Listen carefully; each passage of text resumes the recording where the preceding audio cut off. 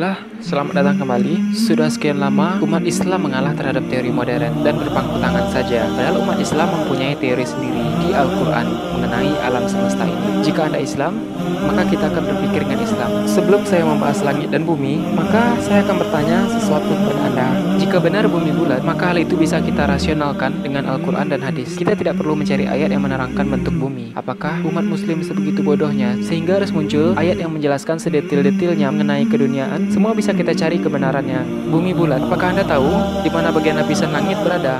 Karena Nabi berkata, jarak antara bumi dengan langit pertama ialah 500 tahun perjalanan dengan unta.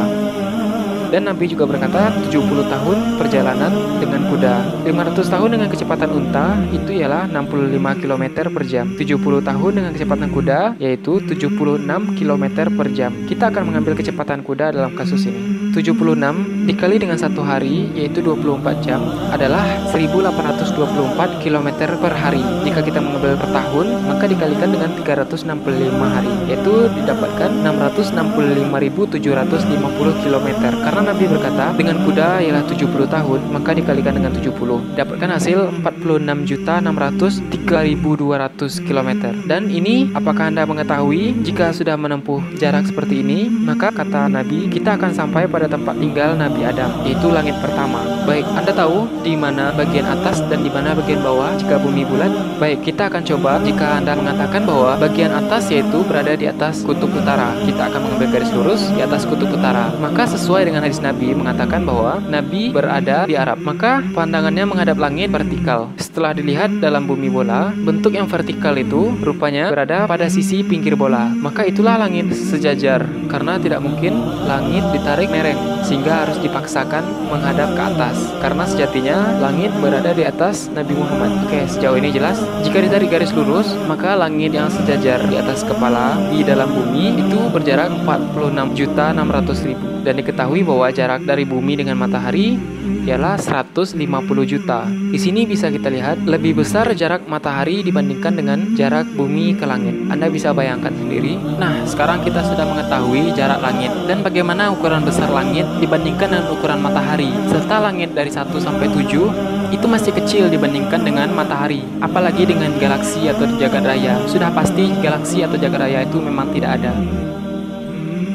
Sains seperti ini mensekulerkan antara dunia dan agama. Dalam kasus ini, kalian akan dihadapkan kepada dua realita. Yang pertama adalah kalian akan mempercayai sains namun bertentangan dengan hak Al-Quran dan hadis. Yang kedua adalah kalian mempercayai perkataan Nabi Rasulullah SAW dan itu tidak ada hubungannya dengan sains sedikit pun. Jika kita berpegang teguh pada Al-Quran dan hadis, maka apa yang dikatakan oleh Nabi merupakan suatu kebenaran yang nyata.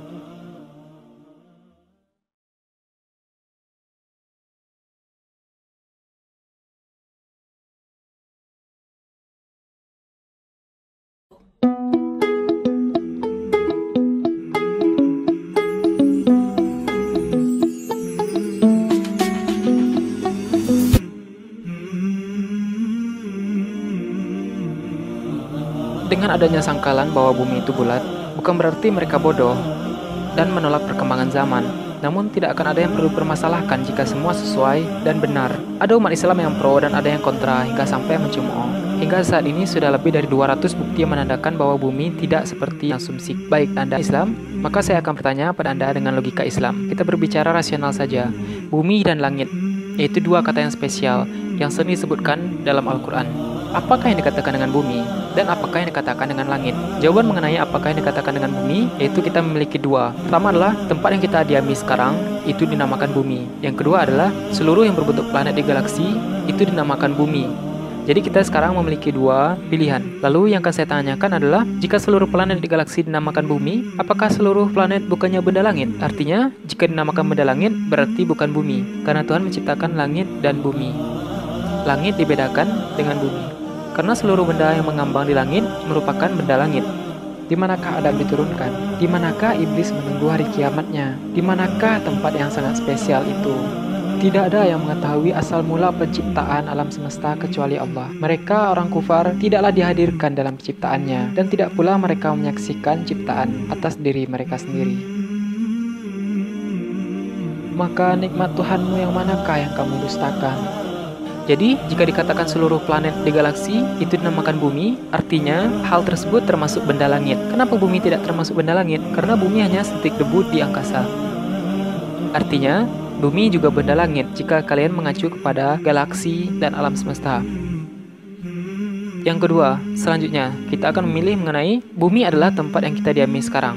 Di mana kita berdiam sekarang? Yaitu di bumi, yaitu planet ketiga dari matahari. Apa yang membuat bumi spesial dibandingkan dengan langit? Penciptaan langit.